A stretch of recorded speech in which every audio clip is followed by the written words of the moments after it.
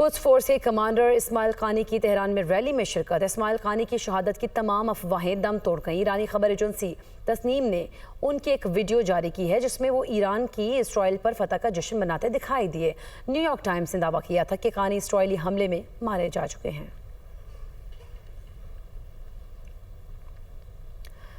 قدس فورس کے کمانڈر اسماعیل قانی کی تہران میں ریلی میں شرکت۔ اسماعیل قانی کی شہادت کی تمام افواہیں دم توڑ گئیں۔ ایرانی خبر ایجنسی تسنیم نے ان کی ایک ویڈیو جاری کی ہے جس میں وہ ایران کی اسرائیل پر فتح کا جشن مناتے دکھائی دیے۔ نیو یارک ٹائمز نے دعویٰ کیا تھا کہ قانی اسرائیلی حملے میں مارے جا چکے ہیں۔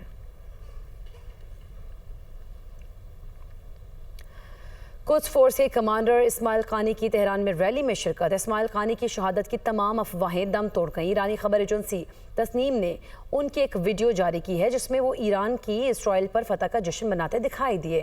نیو یارک ٹائمز نے دعویٰ کیا تھا کہ قانی اسرائیلی حملے میں مارے جا چکے ہیں۔